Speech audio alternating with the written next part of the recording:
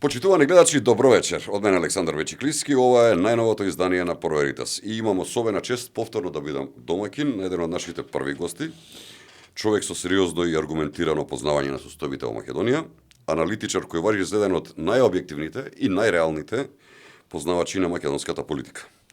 Со големо задоволство му посакувам добре дојде на мојот пријател Љузин Фаризи. Добре ни дојде во емисијата по втор пат. И повторно испишувам историја со тебе, ова е прв пат во Проверитас, да имаме гостин кој што втор пат доаѓа во емисијата, меѓутоа тоа е барање и на гледачите и на луѓето кои што ја следат оваа емисија. Ви благодарам за поканата. Поздрав до нашите гледачи и слушатели. Минатата година кога учествува во вашата емисија меѓу првите гости, тоа ми беше чест и од тогаш ви реков јавно дека ви посакувам многу среќа, но пред се Проверита се покажува дека еден од, да не кажам, подкастите, еден од најслушаните во држава, најобјективните, кои реално ги разгледува политичките случувања во државата, воопшто и во меѓународната сцена, така што јас се обидувам секогаш да бидам објективен, и затоа граѓаните мислам дека го ценат.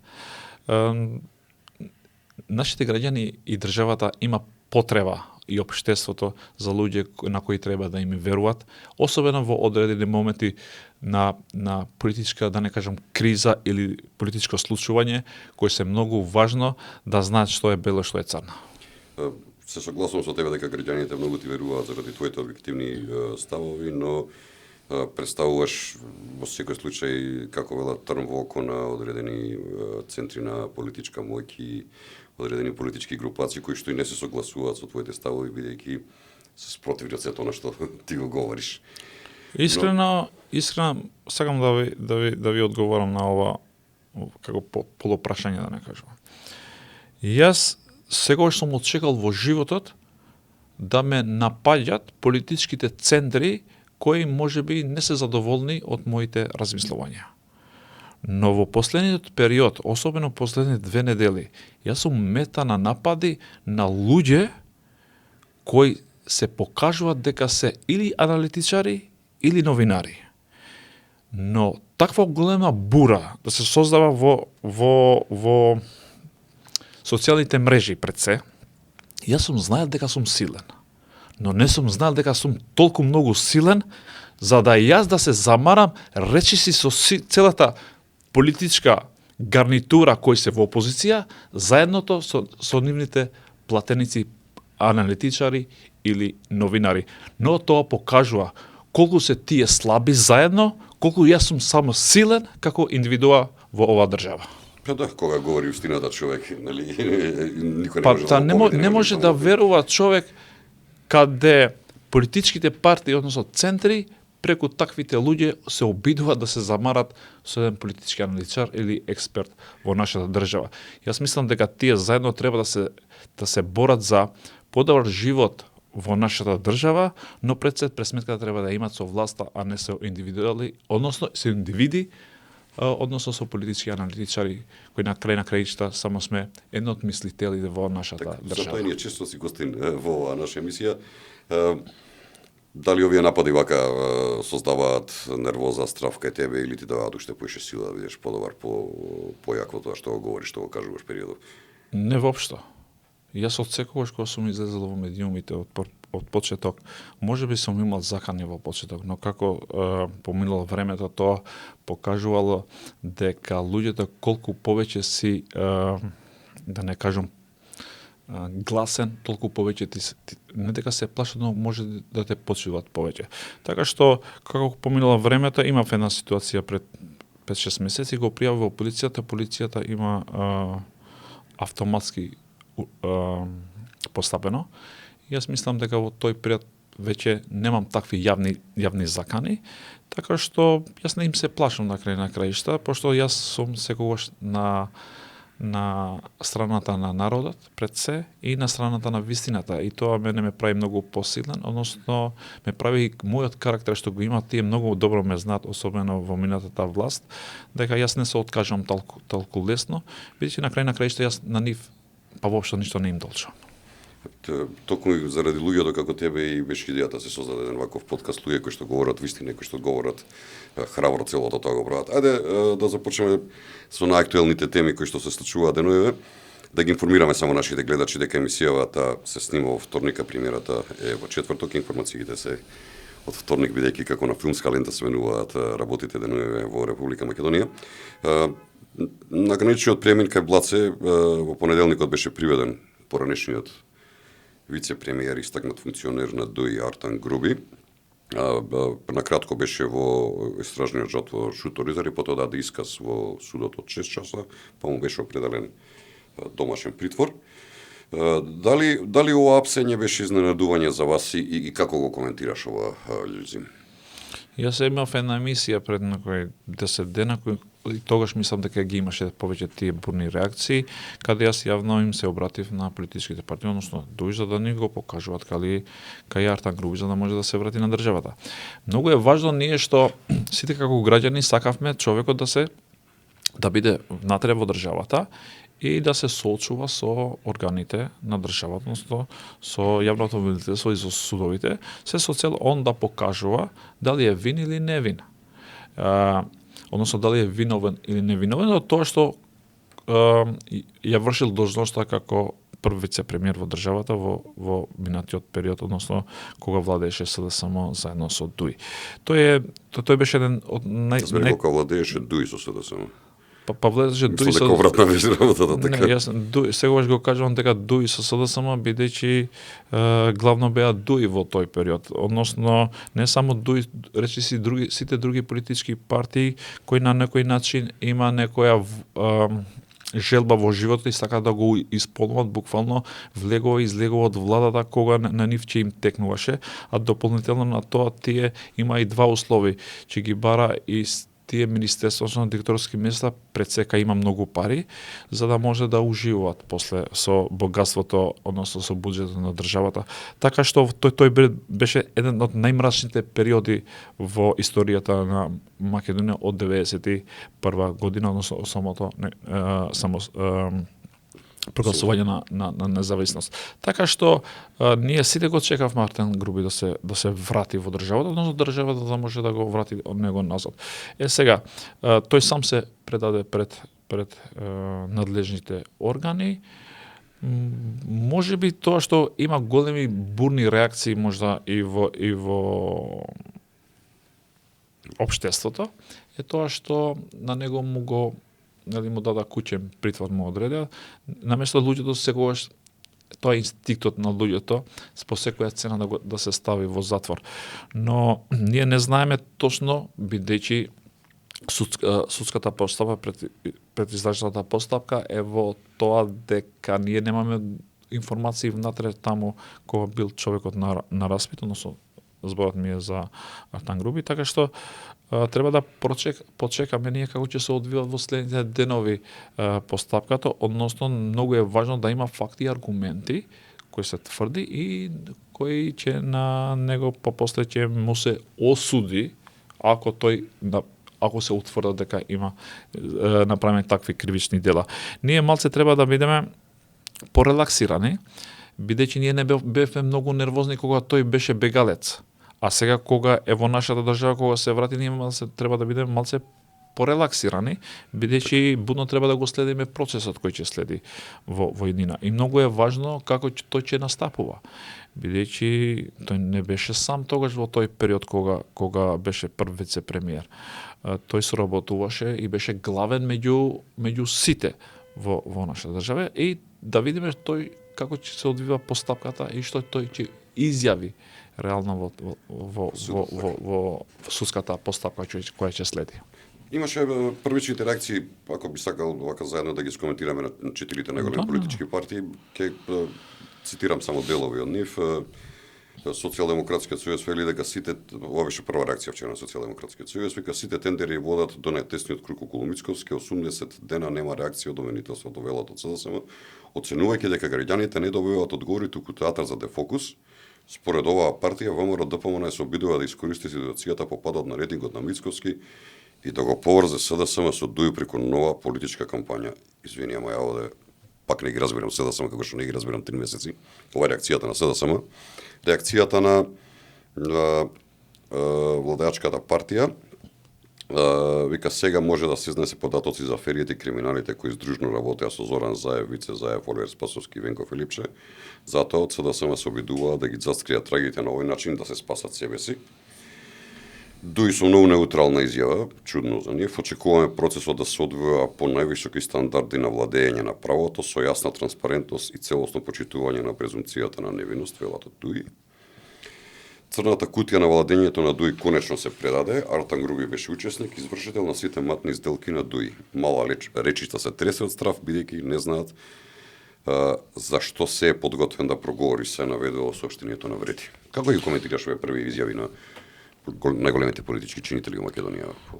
Кога ќе ги не ние, но било кој на некого можеби што е обичен граѓанин во нашата држава или некој граѓанин што од некоја друга држава во соседството, кој не ги знае политичките случувања во нашата држава и ги чита изјавите без да знае кој ги соопштил овие изјави, на прво што ќе му оди на памет е дека Артан Груби бил член на СДСМ. Бидејќи најбурната реакција, како тие повеќе да им гори, било СДСМ. На Дуи веќе тие на некој начин не сакат да се етикират со Артан Груби, од една причина, освен тој што се гони за кривичното дело злоупотреба на службена положба, исто така да не забораваме дека тој е во црната листа на Стейт Департмент, односно на САД.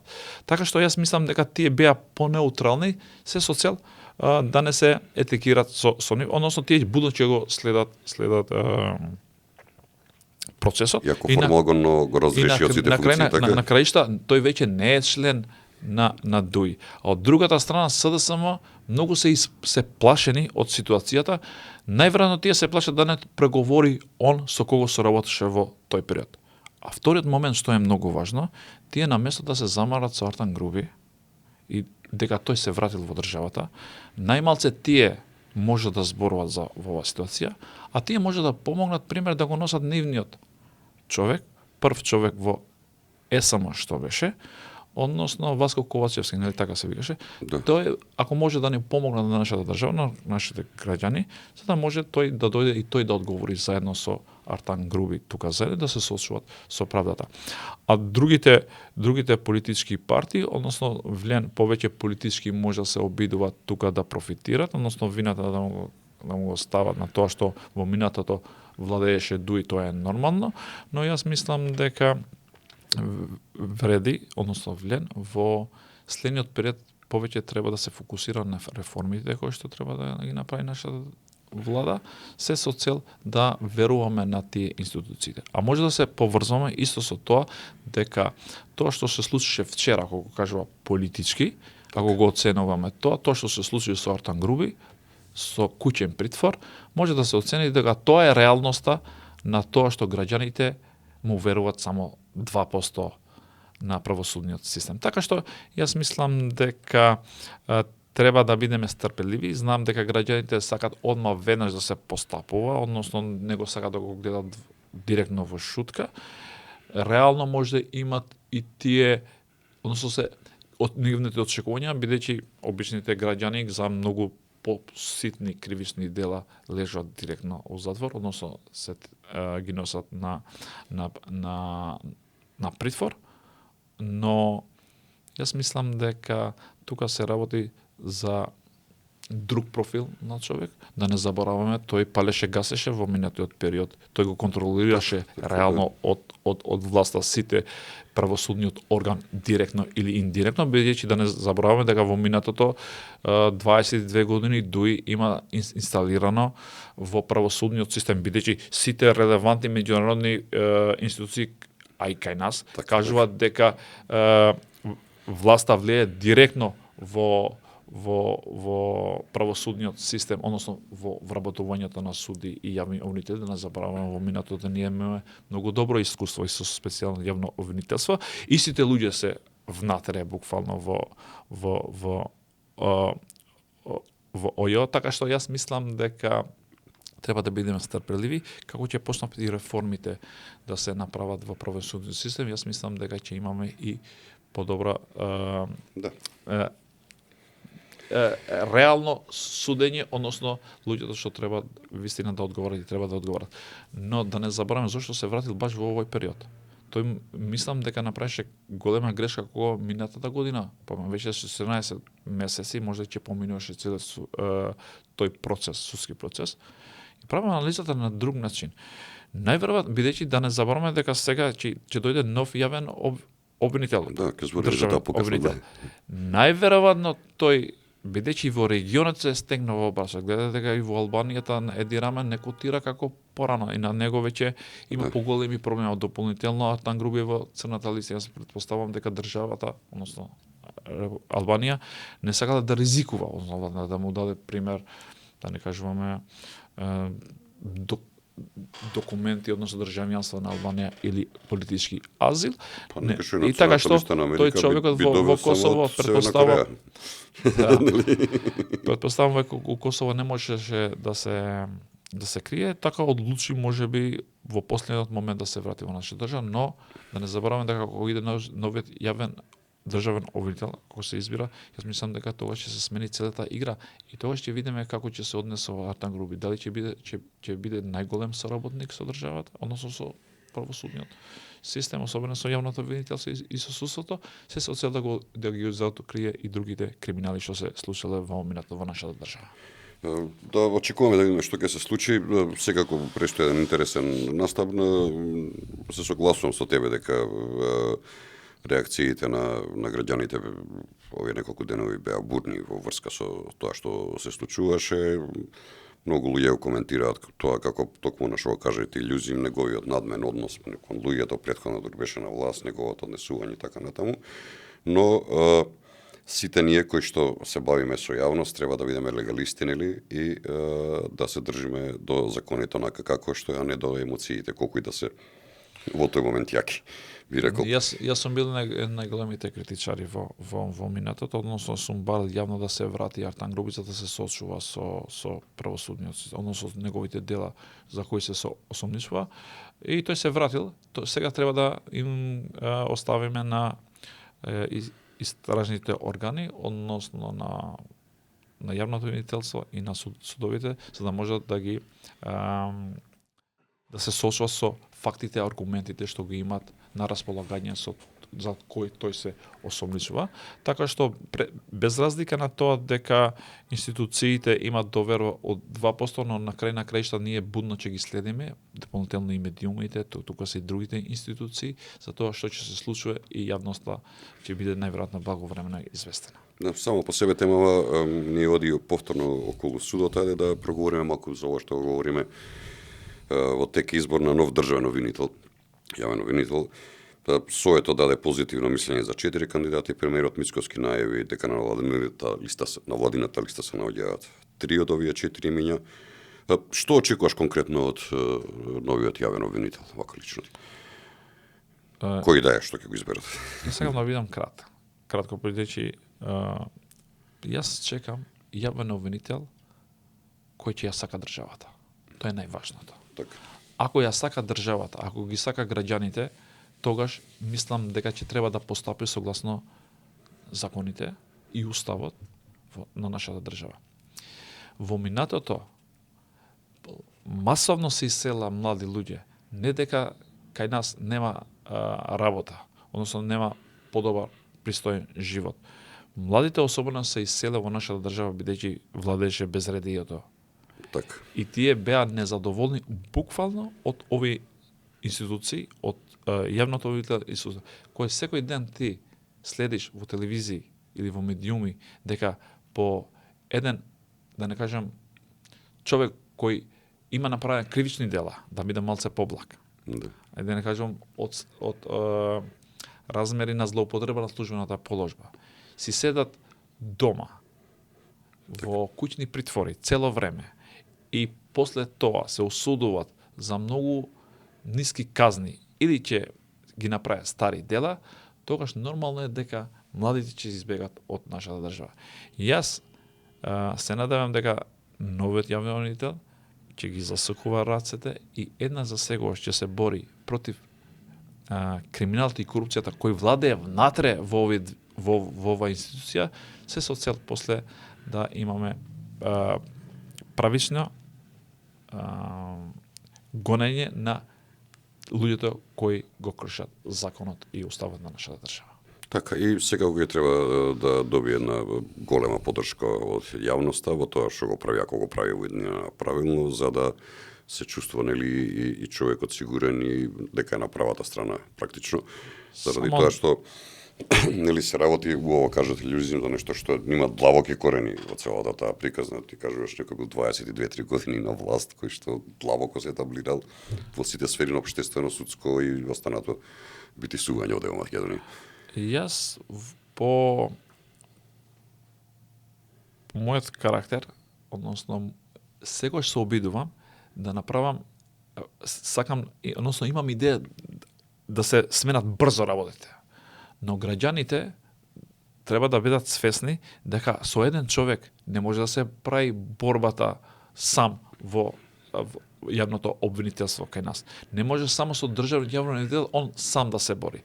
Јас мислам дека паралелно од кого тој ќе се именува, односно ќе од страна ќе се предлага, нели, од страна на владата, па ќе се избере од страна на другите институции кои се надлежни во таа постапка. Јас мислам дека тој првото што треба да направи е таму да ја скенира ситуацијата, како е внатре, пред се на тие приоритетните предмети кои се внатре, со цел истите да не може да остават. Тоа е Се говориме за предмети со висока корупција, со тие злоупотреби државни така натаму. Државниот јавен обвинител, односно тоа што чекат државните граѓаните, не треба да биде борба против ситните, да не кажам, да бидам малце по хард, да не биде по ситните криминалци, туку да биде против тие луѓе кои ги имат злоупотреба, особеното парите кои им припаѓаат на сите граѓани на нашата држава, тие се буџетот на државата за парите од страна. Главата на врхушката да се лови, тоа е многу битно. Има, видовме реакцијата на Социјалдемократскиот сојуз и на Артан Груби, нели, апсењето и на сите други останати работи. Исто реагира и за нешто што Македонија, нели, денови е во центарот на вниманието, тоа е, нели, големата заплена на марихуана која што се случи и во соседна Србија и во Република Македонија. Знаете, беа запленети десетици тони марихуана.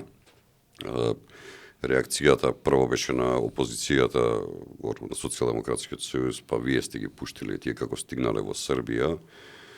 Па после тоа испадна дека нели била царината рова носена во Свети Николај, па биле перници кои што поминуваат на граничен премин, кои што се проверува само од српската страна, па се повлекува и така натаму. Пред се кажете ми, што мислите за целата ова акција, што се случува, која е целата приказна со толку заплената марихуана на територијата на Македонија? Во една моја претходна емисија еден разузнавач кажа, вика, тоа што е фатено во моментов, тие количини, може ли да го покријат пазарот на некогашна СФРЈ Југославија со сите фабрики кои што работат со лекови за 10 години? Таква информација кажа се.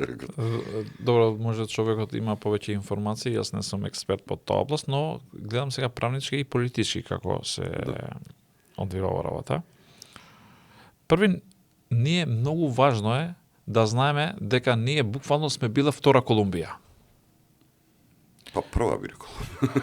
Замислете ние да имаме 100 тона марихуана. 40 веќе се фатени или 60, сега не знам бројката бидејќи Та бела до 130 тони дека ќе така вика некои извори. Сега, може замислете ние да продолжиме со истата минатата власт. Што ќе се случеше со нашата држава, во кој крај ќе го фативме.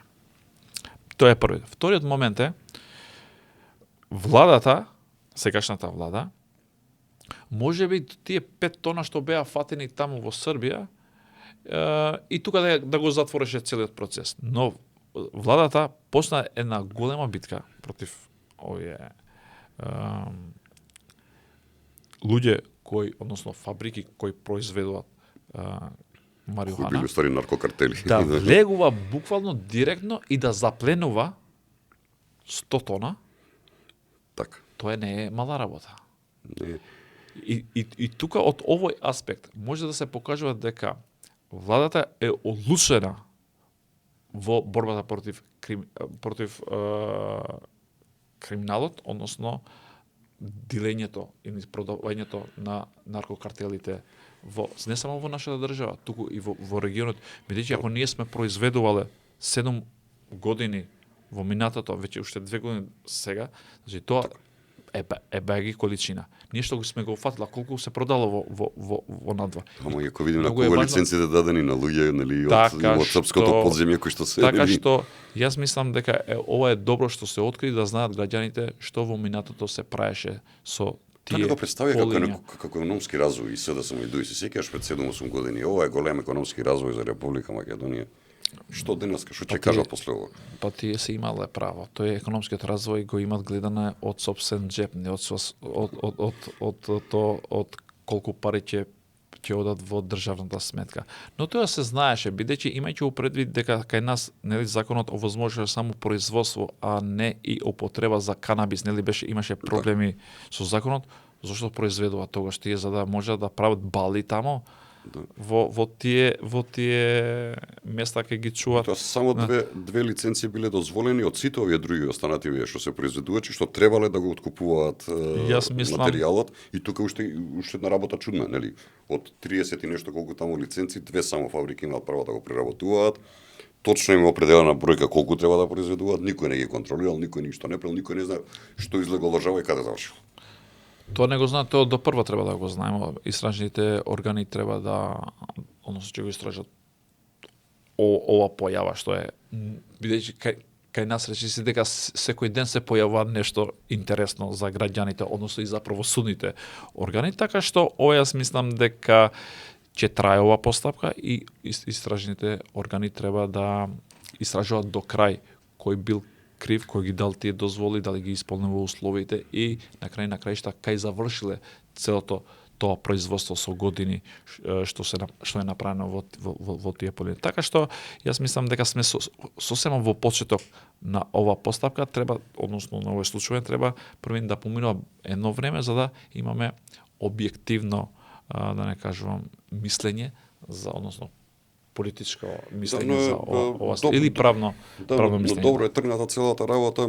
Мене особено ми се допадна изјавата на претседателот на владата, првичната, со ова дека нема да се има милост за никого во целата оваа работа, без оглед на која политичка партија препаѓа, без оглед кој човек едноставно кажа дека сега мора да се расчисти со овој криминал, без оглед кој е каде и кој кого штити. Мислам дека и за И мислам дека ќе опстане во тоа, познавајќи вака во минатото што правил, мислам дека ќе опстане во таа приказна. Ако гледам во минатото како постапуваше премиерот, тоа е за верба, бидејќи и во другите случаи што се случило во нашата држава, особено никого не му го штитеше грбот. Тоа е многу важно, што не се случило во минатото со другите премиери на нашата држава. Ако се сеќавате, исто беше и за случајот, пример, кога се случи Кочани.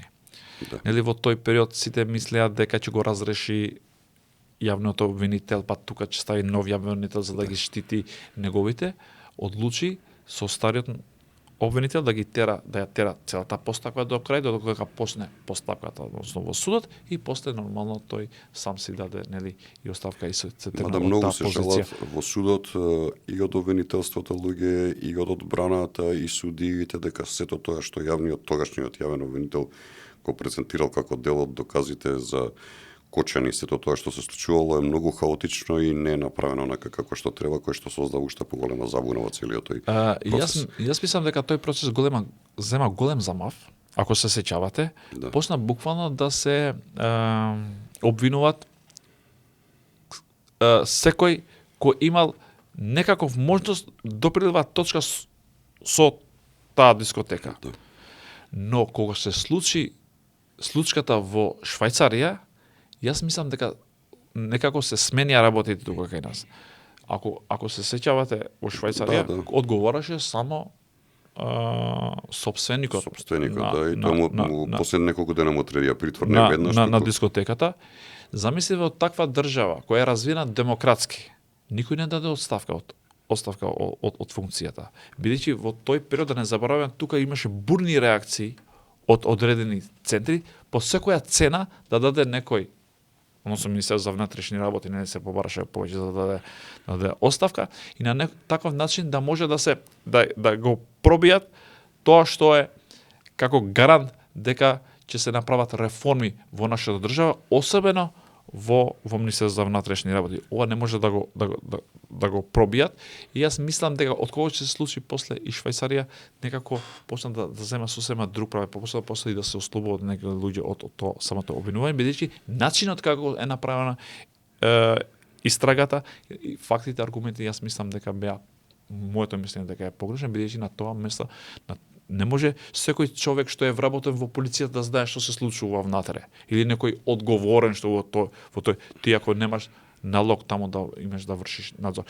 И плюс тоа се менливи категории таму. Не може ти за една ноќ може да биде едното, па втората ноќ да биде друга ситуација. Така што јас мислам дека се менјат тие ситуации. Ние можеме за една ситуација да осудиш за подолг или пократок период. Јас мислам дека владата, особено да се навратам со криминалот и корупцијата што се случуваше во минатото, а тоа не значи дека и сега нема криминал и корупција. Просто нашите граѓани ќе кажат сега процутува, нели, работите каде се мед и млеко, не е така. Борбата против криминалот и корупцијата не е еден ден, не е еден мандат на една влада, туку е работа што треба секој ден тоа да го прави, но да не забораваме, борба против криминалот и корупцијата има во светски рамки. Најголемите држави, најдемократските држави во светот имаат проблеми со криминалот и корупцијата. Тоа никогаш не може да се откорнува, но се надевам барем дека да се намалува во нашата држава. Тоа не е целта. Нормално, да, во Британија што видовме братот на кралот, на кралот Чарлс приведен во оние комбинации со Епштайн дека пренесувал информации, значи така на Велика Британија можеби лука на демократијата си дури го решава тоа така. Дури од кралското семејство човек. Дури тоа сакав да кажам, стигнал до кралското семејство, да не забораваме дека ние во последниот период се случува и во други држави, Шведска, Данска, во тие, кажам, како држави кои ние мислиме дека таму нема воопшто пак криминал и корупција, се случува дека има злоупотреба на службена положба од министри или функционери на тие држави, да не забораваме пример Германија и ред други, а од регионот кој се неодамно во Европска унија, таму па имат проблеми буквално со криминалот и корупцијата, и замислете тие европски земји тука се блиску со индексот на мерење. Така што јас мислам дека криминалот и корупцијата е глобален проблем кој се соочува со сите држави без разлика дали се моćни или послаби држави, но ние треба да се бориме пред се, ако не да ја искорнеме, барем да ја намалуваме тој криминал и корупцијата. Знаете зашто? Криминалот и корупцијата многу е проблематичен. Ние треба сами како граѓани треба да се освестиме. Ние не можеме да мислиме дека Министерот за внатрешни работи со тројца началници таму и со 5 суди и јавни омонители ќе се борим против криминалот и корупцијата. Ние треба самите граѓани да се освестуваме, од себе си да тргнуваме. Знаете што има еден концепт во нашата држава? Во нашата држава постои еден концепт дека правата, правилата, треба да важи само за другиот, не за мене. Така. Ние сакавме сите да имаме Не ме гледај што правам, слушаме што зборам. Така некако. Така што гледај пред Safe City. Ние сите сакавме ред во Safe City, но кога дојде после да влегува во сила Safe City, ние сите сме на некој начин одредени, не сите, одредени граѓани, а зошто е сега Safe City? Да, па имаше поише ќе се загадува, па ова ќе се биде, па дури некои смешни работи. И сада ситуација е со законот за пушење, нели сака да го забранат на затворени простори, односно и во јавноста да се пуши на одредени места. Тоа пример во Англија го има пред 20 и кусур години. Ние некако сакаме да направиме реформи, ама тие да важат само за комшијата. Така. Или за другиот, не за мене да не важат. Така што јас мислам дека како ќе поминува времето, ние како народ мислам дека ќе зрееме, бидејќи на крај на краиштата државите кои функционираат во смисла каде се сретнуваат граѓани со институциите, е на тоа дека го имат поврзано мозокот со џебот. И тука нема прикин, тука нема познанство. Јас сегаш сум рекол дека помеѓу институциите и граѓаните, значи првиот контакт кај шалтерот треба да има демократија. Внатре во институцијата секогаш треба да има авторитет на луѓе кои треба да ја водат државата безпрекорно и без милост. Внатре нема милост во институциите, Ова е формулата за еден нормален живот во една нормална држава. Па не можеш да функционираш на друг начин, бидејќи на друг начин тогаш идеш во таа еден систем кој се вика самоуправување во демократија, кој го имаше во минатото од 2017 по 2004, каде двајца без тројца го правеа законот во нашата држава, вклучувајќи и овие луѓето што биле бегалци или се вратиле во нашата држава. Ајде да се вратиме малку на политичката сцена. Ти си еден од најдобрите познавачи во Македонија на случувањата во политичките партии кои што се случуваат, пред се во оние политички партии во кои што има кои што се доминантни македонските албанци. Кажи ми, што се случува моментално во Дуи? Ева еден период на назад, од изборите на ваму, значи има такви промени во своите ставови, што еден ден зборе едно, другиот ден сосема нешто друго, третиот ден делуваа тотално неорганизирано. Сега некако во последно време ги снемува, доживеа еден дебакал на локалните избори, што сака некако кажете, значи класичен дебакал, онака ги изгубија сите големи места. Што се случува во Дуи? Мислиш ли дека постои таму можност да се реформира таа политичка партија? Постои ли демократски капацитет во натре во Дуи или се е врзано само околу Али Ахмети? Мора да правиме анализи за 2 години. Така, Кратко ќе ми биде анализата. Кога тие односно не беа дел од власта, изгубија нели во изборите, бидејќи да не забораваме зашто Дуи изгуби, бидејќи тие сака да се бора со ВМРО ДПМН, ако се сеќават 2024 тие кажат дека со вредени не имаат политичката пресметка. Тие сакат на Суперлига да играат, на Премиер лига, не знам како каже, Лига на шампиони, и сака да се сочат со ВМРО ДПМН и таму изгубија 5-1. Така што после тоа имаше нова коалиција помеѓу ВМРО ДПМН, Вреди и Знам.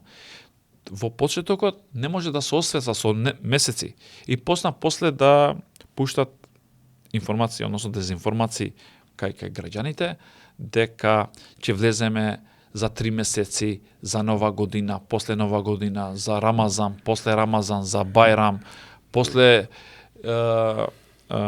одморите, летните одмори, па после влегува дека ќе има предвреме и парламентарни, и тоа не му се остварува. Јас јавно сум се кладел со моите други аналитичари, колеги кои ми се дека нема да има предвреме парламентарни со локални избори, така се случи и после тие изгубија и на локалните избори и веќе се во нокдаун. И тие што прават сега? Мене ќе ја реформирале политичката партија, бидејќи тие имат тесно или пошироко председателство, не знам како го викат тие, пошто ги преименуваат секој, многу се, не може да ги памтиш човекот, но имат тоа тесно председателство и поширокото председателство. И тие имат таму направено некои измени. Но таму се гледа дека некои луѓе таму буквално се акционери. Цел живот се во централното председателство на Дуи. Но тоа поширокото внатре. Јас ги знам некои луѓе таму кои биле дел од минатата власт.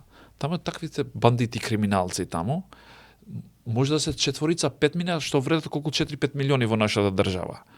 Така што јас мислам дека во Дуи ќе треба уште време за да може да се реформира, но проблемот е таму што таму нема хиерархија. Таму има прв човек и луѓе кои го гласат, односно, да не кажувам, или подржувачи, или клиентелисти во таа политичка партија.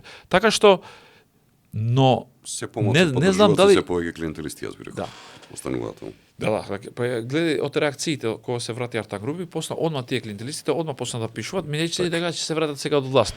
Тие мислат дека тој се вратил во власт. Тие забораваат дека тој треба да се сочува со со органите на прогонот во нашата држава, односно со јавното обвинителство и со судството. Има еден друг проблем сега во ДУИ. Не знам дали сте приметиле. Али Ахмети нема време да му се посвети на неговата политичка партија. Цело време он е ангажиран во Косово заради процесот што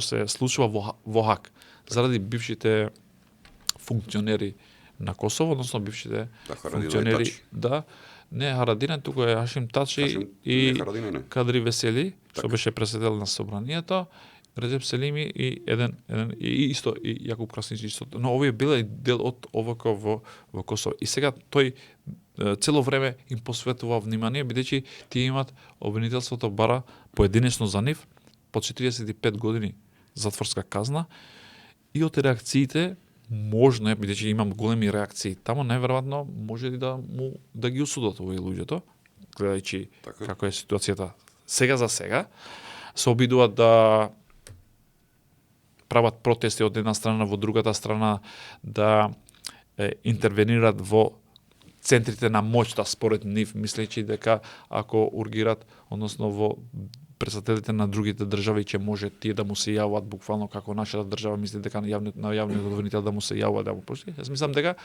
тој е многу зафатен сега моментално и некако неговата политичка партија како да е стана на второ ниво или стендбај, но многу е интересно што овие од вреди не може да го користат овој момент политички пред се и некако начин тие се имат конфликт помеѓу себе, кој ќе биде првиот лидер, кој ќе биде вториот лидер, биде најверојатно тие се договориле да имат двајца лидери во таа структура, едниот кој ќе биде политички лидер, другиот организативен, односно кој ќе биде на теренот.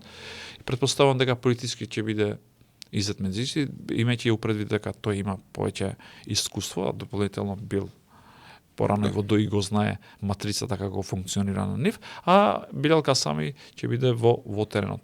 Но јас мислам дека многу слабо действуваат, особено во овој, наместо да се замарат побрзо да ја направат таа политичка партија, односно спојката на повеќе луѓе, тие гледаш дека во последно време се обидуваат кој повеќе носи нови засилување, но не во влен, туку поединечно кај нивните политички партии. Јас мислам дека тој антагонизмот помеѓу нив постои и дополнително е моментот што јас во почетокот го имам кажано во самото формирање на владата, бидејќи ние мора да се трне во тој мајндсетот што го имаме во минатото по секоја цена да земеме институции кои имат пари или имат моќ, да не кажам во нашата држава, тој принцип ние треба да го забораваме, ние треба да, односно во почеток сум кажал дека влен ќе има проблеми во минината, сум го кажал, одма после изборите, гледајќи како сакат да го делат колачот во владата, имајќи предвид дека луѓето треба да знаат колку имат капацитет. Луѓето, си мислам за политичките лидери, колку имат капацитет, колку имат луѓе, за да може да се справат со тоа. Не е проблем само да го ставиш директор или министер. Тој треба после да испорачува резултати на тоа што граѓаните за тоа што го гласле.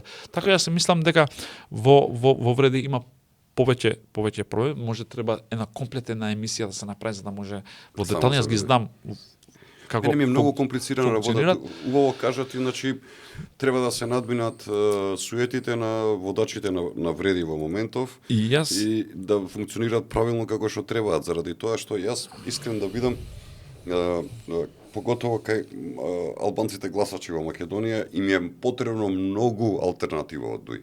Многу за да се ослободат од целата таа стега 22-3 години кои што живееле под репресии, под страв, под закани цело време, нели?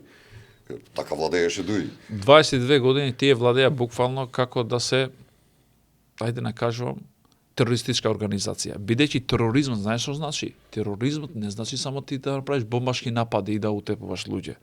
Тероризмот на некој начин како дефиниција е вршење на психички притисок кон граѓаните. И сега ти во едно работно место, ако ти вршат цело време притисок, ќе ти избркам од работа, гледај што правиш. Значи цело време ти врши притисок, тоа е на некој начин е тероризам, што те тероризира во твојата работна место или во општеството. Знаеш дека во минатото албанци не може да се запослат, не дека само во државните институции.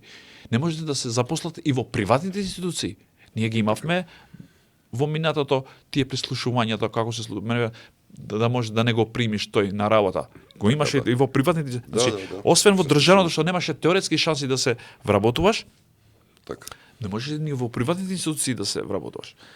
Но јас ексклузивно ќе кажам нешто кај вашата емисија. Пошто сакам некогаш ексклузитет да кажам. Тоа ќе ми биде Вие сте драго. поискусен од мене во политиката. Да не кажам малци сте повозрасен, памтете и во минатото пред 91-а, јас 84-та година сум, малце памтам од Југославија. Но како политичка партија, кога се формираш, имаш два цела у животот. Или да ја урнеш државата, или да ја градиш државата. Во минатото, после плурализмот, еве да земеме пример, да не кажам дека овој има политички партии за да ја урна државата, ме разбираш. Но пример, нашите политички партии од 21-а, од 90-та кога плурализмот во нашата држава, што беа целта? Да го урнат, да ја урнат Југославија за да прогласат независна држава. Тоа е целта.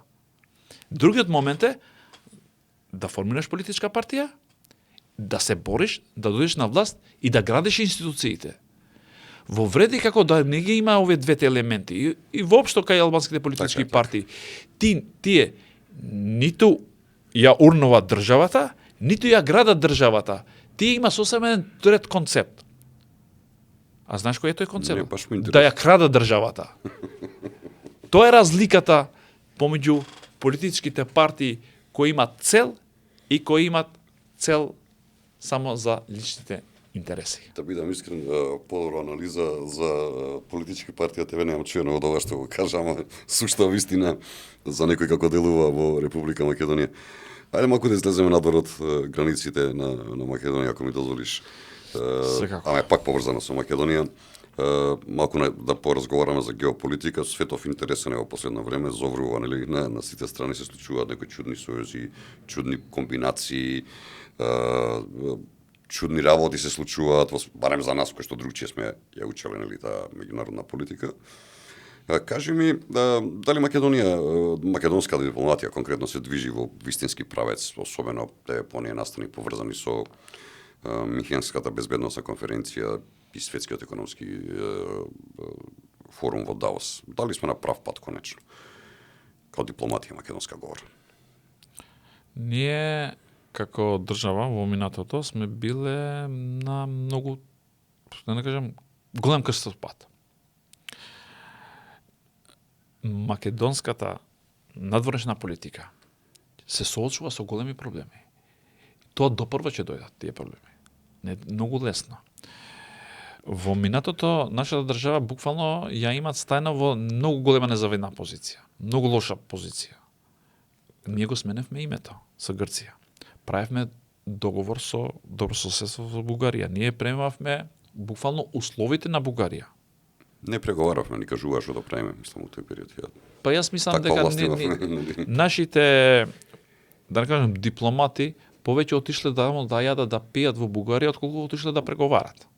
Па тоа се гледа од рамките. Тие може да правеле театар дека многу е тешко да ги убедуваат бугарите па Европската унија и така натаму, но реално тие не се бореа. Бидејќи замислете, сите држави во регионот сите се задоволни. Тоа значи дека си дал тоа што тие го побарале. Некои работи може да требаат времето. Многу е важно ние кога ќе го направиме договорот. Замислете, самиот Ципрас изјавил дека ние да чекавме уште 2 години, ќе требаше да правиме отстапки кон Македонија. Ние, значи, го решавме проблемот 2018 или 2019 во тој период. Нивица, да. Требаше, или, да, ние требаше да чекаме може да 2 години, па дојде, нели, корона, може би ќе имавме подобра позиција. Исто си во Бугарија тргнавме, но тука ВМРО ДПМН застана позади тоа односно од страна на граѓаните и сега сме во еден друг крстопат. Јас не сакам многу да јас знаеш дека сум јас не сакам многу да бидам вулгарен. Да. И затоа не сакам да предуцирам. Бидејќи ние треба да бидеме многу предпазливи како ќе ги направиме другите чеговори во иднина. Ние треба да имаме сојузници.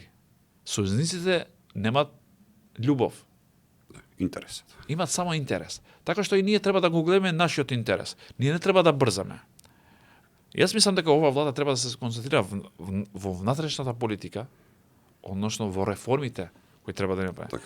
Реформите ние треба да ги направиме за себе си. Не треба како услов за да влеземе во Европска унија. Пошто јас ги гледам цело време политичките партии. Ние треба да направиме реформи за да влеземе во Европска унија. Не бе, ние треба да ги правиме реформите за да бидат во наш интерес, во граѓаните. А после ние ќе влеземе во Европска унија кога тие ќе ни дават светло, бидејќи очигледно во Европската унија таму не се мериш по критериумите. Тие се мериш по нивната волја. Сега една држава те блокира. Таа политичка волја која што Но нели еве цело време ние се бориме на некој начин да влеземе во Европска унија. Ние треба да ги разгледаме ситуацијата како во Европска унија. Нели се случува војната во Украина? И сака замисли Украина кога е во време на војна, држава која нема ниту еден услов исполнето за влез. Копенгенските критериуми треба 6 да ги години има да. избори направено. Сега Демократски. тие сака да ја стават директно во Европската унија, заедно со Молдавија, замислете, Така. а ние што ги исполнуваме условите, не може да влеземе бидејќи Бугарија не блокира. И сега. Многу е важен моментум. Најголемиот стратешки партнер моментално е Унгарија. На Македонија. Да. Унгарија би рекол Соединетите американски држави и Обединетото кралство во последно време едно. Јас си кажам сега за Европската унија. Сакам да се назовам само за Европска, да. Само за Европската Овие двете унија. не се членки на Да. точно. Јас кажам сега за во Европска унија. Бидејќи мора да го кажеме во другата. Албанците во Македонија имат еден концепт кој го имат вметнато бившите политичари со цел да ја држат власта по секоја цена, дека Унгарија е против албанците. Блаце везе нема ова констатација. Ако се сеќавате ово сега, нели, се сретна, мислам дека во бордот на мирот, мислам дека таму, видовте дека Орбан му ја бакче раката на председателката на Косово. Тоа го кажува колку се блиски државите, бидејќи на таков начин да се однесува кон една дама на една друга држава. Може да ја поздравува или да ја негира, но му ја бацеше раката. Тоа покажува еден респект, почит. Албанците во Македонија мислат, тоа не го мислат во Косово, во Македонија го мислат, дека наш најголем непријател е Унгарија, што не е точно. Тоа го имат направено одредени центри за лични интереси. Јас мислам дека тоа треба да се сузбие, овој концепт. И сега, ако на нам ние партнер Унгарија, ние треба да го користиме овој момент. Бидејќи Унгарија, да не забораваме, пред 3-4 дена му стави вето на кредитот на Унгарија, на Украина. Да. И јас мислам дека Унгарија, како наш партнер, треба да ја условува Европската унија, кога ќе влезат тие двете држави, ако се прави во 2027, ако има мир, нели, со Русија, тогаш ние да влеземе пакет со нив. Ние треба да го користиме.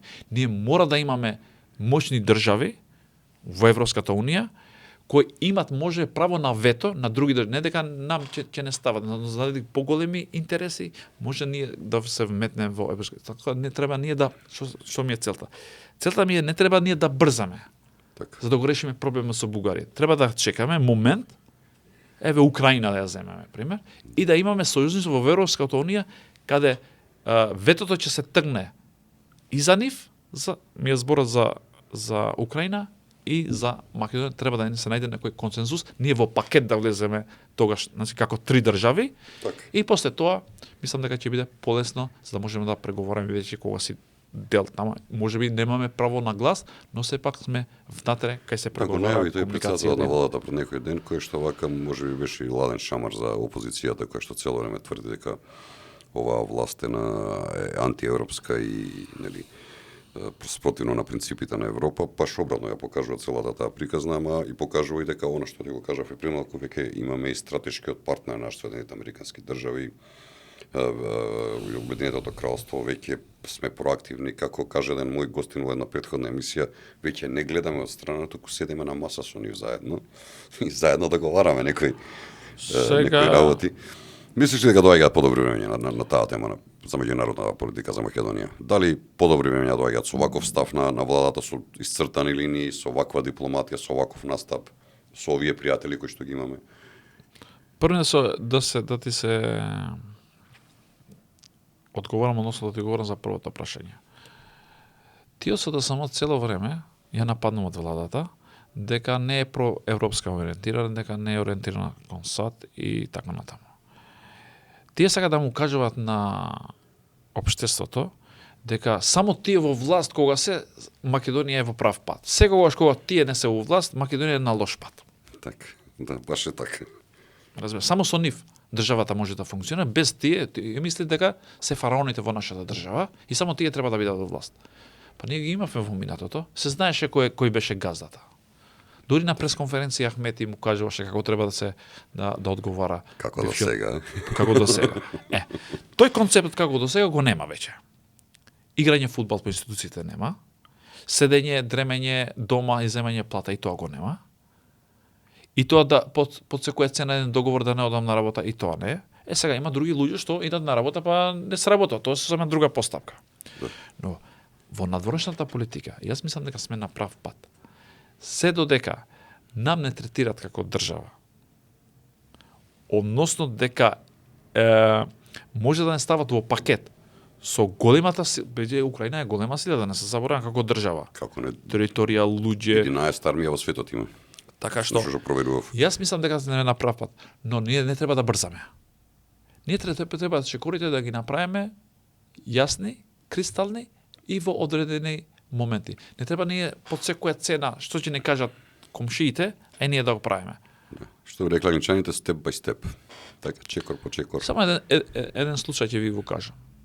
Имав некои конекции на луѓе и ми кажат вака. Пример, во заедницата во Косово, која ја направиле заедницата 2013 и во 2015, особено тоа 2013. Нели го потпиша овој Хашим Тачи кога беше во тоа време. Многу задоволен дека тоа.